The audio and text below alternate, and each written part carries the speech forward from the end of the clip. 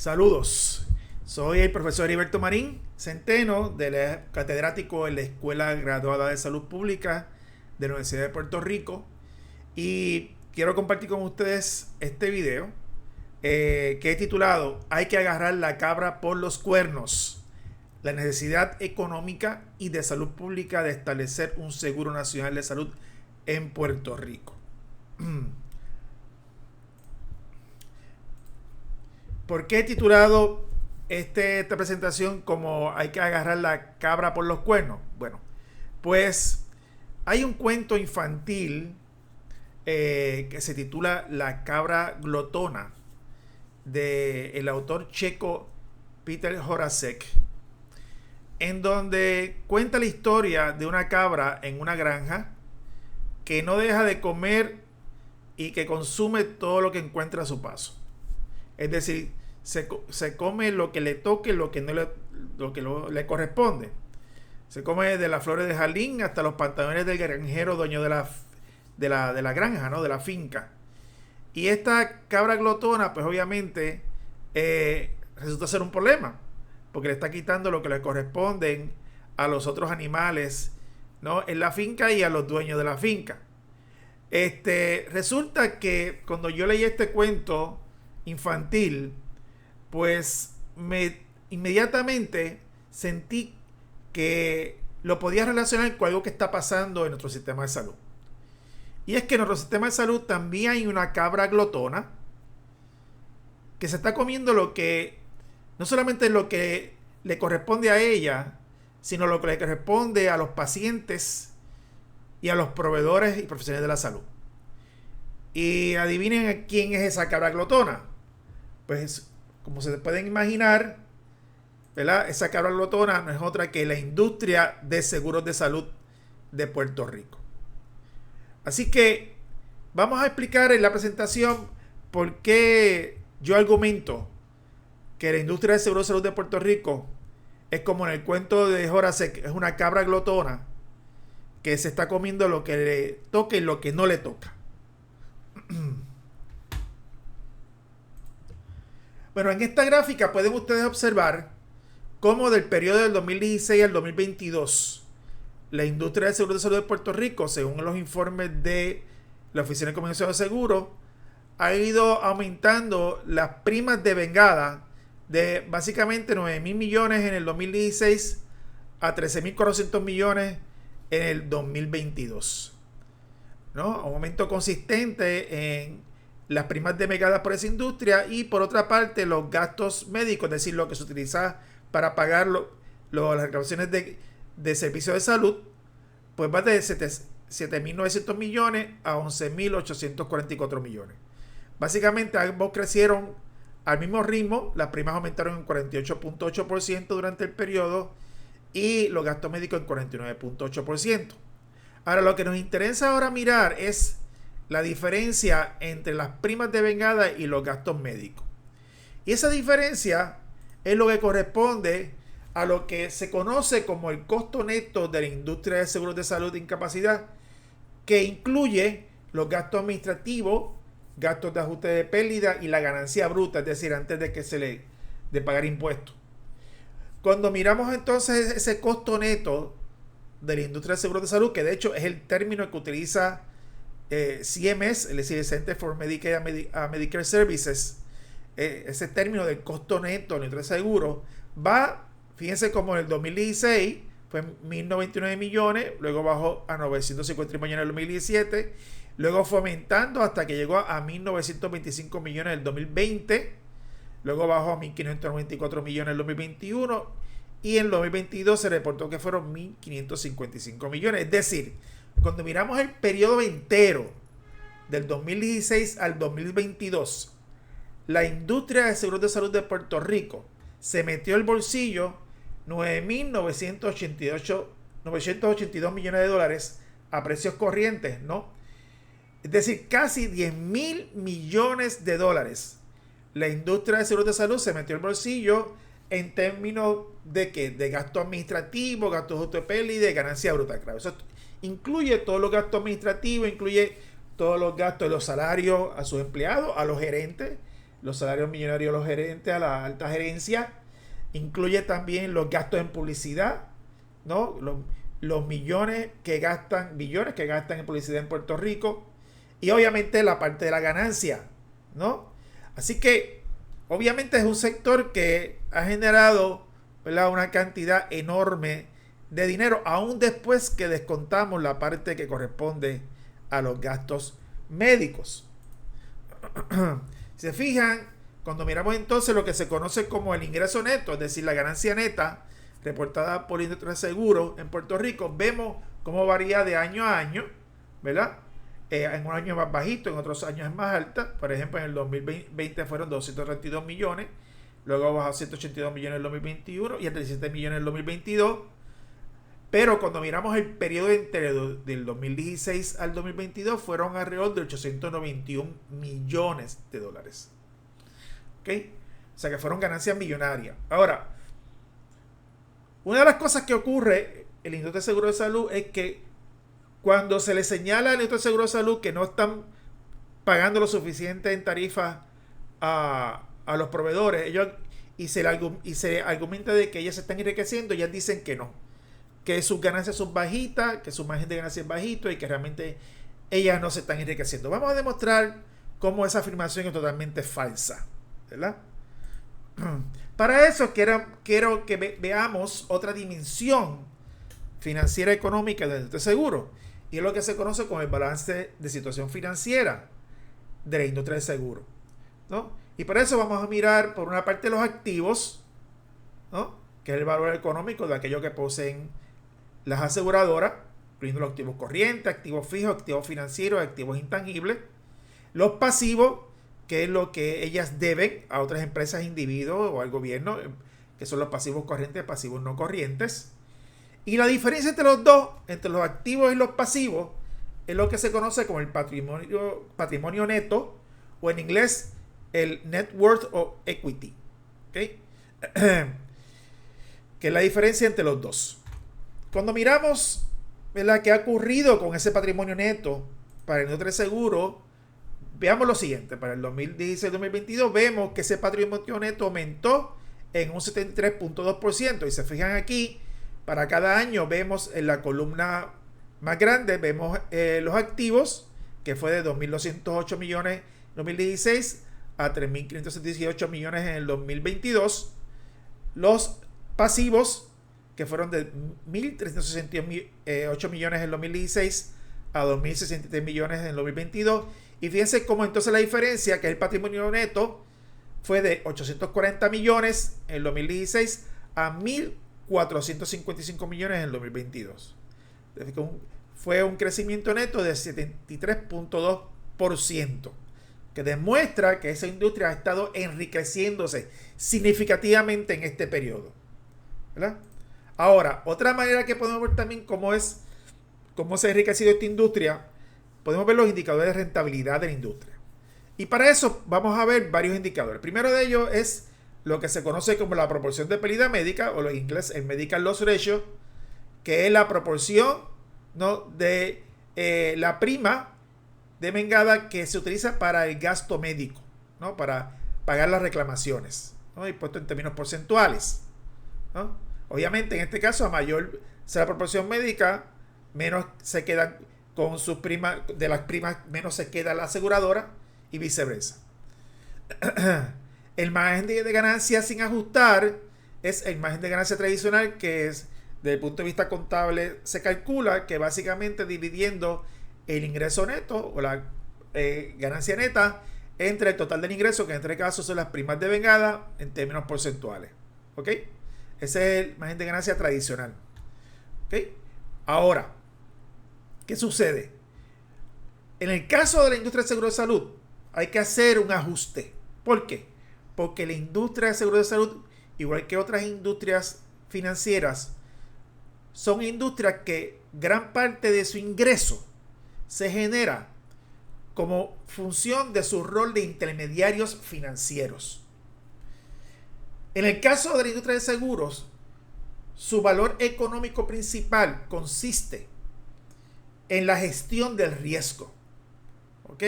Es en el manejo del riesgo. La industria de seguros no es un proveedor de servicios de salud en términos generales, no produce servicios de salud.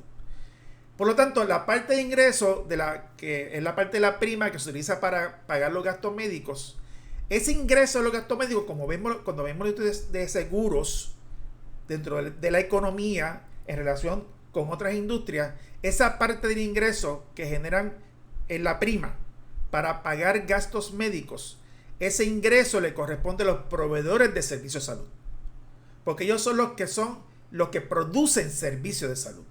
El cliente de los proveedores de servicios de salud es el paciente, no es la aseguradora. Ellos le dan el servicio a quién, al paciente, no a la aseguradora. Por lo tanto, hay que hacer un ajuste para calcular el margen real de ganancias.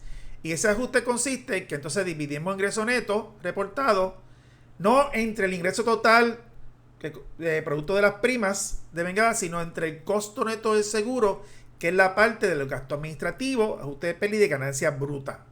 Y se pone en términos porcentuales. Y por último, otro indicador importante es el rendimiento del patrimonio neto, que en inglés se conoce como Return on Equity, que es básicamente el ingreso dividido entre ¿qué? Entre el promedio del patrimonio neto de los últimos 2 periodos, puesto en términos porcentuales.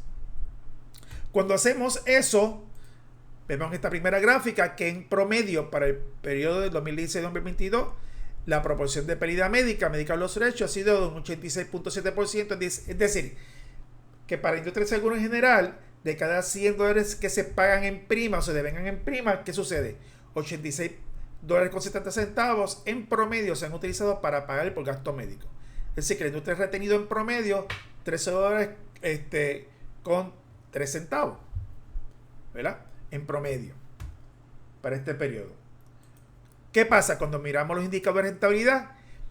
Cuando miramos el margen de ganancia sin ajustar, el que tradicionalmente reporta el industria de seguro, pues de 1.2%. Y este es el margen que usualmente ellas reclaman a través de sus portavoces, de sus fotutos en los medios, reclaman como que es el margen de ganancia de la industria y que supuestamente es muy bajito, que es pequeño, que ellas realmente no se están enriqueciendo. Pero resulta que cuando hacemos el ajuste que se necesita hacer para calcular el margen de ganancia real de esta industria en términos de la gestión del riesgo, sube a 9.1%. Es decir, que es mucho más alto del que ellas reclaman. Y de hecho, cuando vemos este 9.1%, es mucho más cercano al rendimiento del patrimonio neto, que es de ¿cuánto? De 10.2% en promedio para este periodo. Es decir, que estos dos son los indicadores más reales que miden la rentabilidad de esta industria, que demuestra que es una industria bien rentable y que genera unas altas ganancias, ¿no?, para esa industria, además de lo que vimos de enriquecimiento en términos de su patrimonio neto. ¿Okay? Ahora, es importante reconocer que esta industria, ¿verdad?, es una industria que se divide en 3 mercados o sectores. Está la parte que son los planes médicos privados, que cubren a la población asegurada bajo Medicare, Medicare original o tradicional, Medicare Advantage, Medicare Platino, ¿verdad? Está ese componente, ese sector, ese mercado. Están los planes médicos privados que cubren a la población asegurada bajo el Plan Vital de ACES, ¿no?, con los fondos de Medicaid, CHIPS y fondos estatales. Ese es otro mercado. Y están los planes médicos privados que cubren al resto de la población, que incluyen grupos grandes y pequeños, planes privados individuales, empleados del gobierno estatal federal y retirados del gobierno estatal. ¿Okay? Así que están esos 3 sectores. Cuando miramos esos 3 sectores, vemos lo siguiente: para el 2022, según los datos de la Oficina de Comercio de Seguros, alrededor del 21.3% de las vidas aseguradas eran bajo los programas de Medicare, incluyendo los de Medicare Platino, o sea, el grupo platino, que son los que son dual eligibles, es decir, elegibles bajo Vital y también para Medicare. Por otra parte, bajo el plan Vital, incluyendo los platinos, el 45.6% de la población está bajo el plan Vital y el resto de las vidas aseguradas, 33.1%, estaban bajo el restante de los planes médicos privados. ¿Okay? Ahora, cuando miramos en términos de cómo se distribuye la prima de enmendada o prima suscrita, vemos como ahora la mayoría de la prima, 55.2%, está bajo los planes de Medicare, bajo sus diferentes formas, ¿no? El 28% se dedica a cubrir a la población de plan vital y el 16.8% al resto de la población asegurado con planes médicos privados. Es decir, que hay una gran disparidad, pero eso tiene que ver precisamente por el hecho de que gran parte de los gastos médicos están asociados a los asegurados que están bajo Medicare. Ahora, lo importante es, ¿verdad?, hay que entender que las ganancias y el enriquecimiento que se da en la industria de seguros de salud no es uniforme, no es democrática, ¿okay? No es homogénea a través de los diferentes planes médicos o aseguradoras, sino que se da de una manera bien desigual. ¿Por qué? Porque esta es una industria que es altamente concentrada, poco competitiva, ¿verdad?, que se caracteriza por tener oligopolios, en donde tú tienes un puñado de aseguradoras que son las que generan la mayor parte de la prima, de las ganancias, ¿ok? Y que son las que se están realmente enriqueciendo y que ellas tienen, como producto de eso, tienen un gran poder sobre el mercado, ¿no? Y aquí tenemos, para probar eso, tenemos el estudio que hicieron los colegas economistas Ramón Cao García y José Cao Alvira, que fue un estudio que fue encomendado por la Oficina de Comisión de Salud de Puerto Rico y que se hizo público el año pasado, donde ellos demostraron a través del famoso índice de Herfindahl-Hirschman que hay un alto nivel de concentración en los diferentes mercados de planes médicos. Este índice Hirschman, que va de 0 a 10.000, mientras más alto sea, significa que más concentrada es la industria, y en este caso particularmente si ese índice es mayor de 2.500 se entiende que es un mercado altamente concentrado y poco competitivo, es decir, bien oligopolístico. Ellos calcularon ese índice para los tres mercados que les expliqué, y para los tres resulta que ese índice es bien que supera el umbral de 2.500, es decir que en los tres mercados son poco competitivos, particularmente los mercados médicos privados, pero también en Medicare y en plan vital. ¿Y qué implica el hecho de que sean mercados altamente concentrados, bien oligopolísticos? Bueno, que ese poder sobre el mercado que tienen las aseguradoras, ¿verdad?, implica que pueden imponer a los proveedores y profesionales de la salud tarifas y niveles de pagos, ¿verdad?, relativamente bajitos, que no son niveles justos y adecuados, y que no le permiten a los proveedores ni inclusive recuperar sus costos de producción, de tiempo, ¿no? Y no permite tampoco compensar por la experiencia y preparación de estos profesionales de la salud, y eso ha provocado que muchos de ellos terminen yéndose del país, algunos retirándose antes de tiempo, o inclusive en algunos casos dejen de coger planes médicos. También implica que estas aseguradoras invierten muchos recursos en cuestionar las reclamaciones que les someten los proveedores por los servicios prestados y denegándoles el pago, pagándoles muchas veces por debajo de lo facturado y retrasando lo más posible el pago de las facturas. Por otra parte, también estas aseguradoras crean redes de proveedores, ¿verdad?, cerradas, que muchas veces hacen que no admitan a los nuevos egresados, ¿no?, profesionales de la salud que salen de las escuelas, y que provocan que muchos de ellos no puedan entonces empezar a proveer servicios en Puerto Rico y terminen muchos de ellos yéndose del país.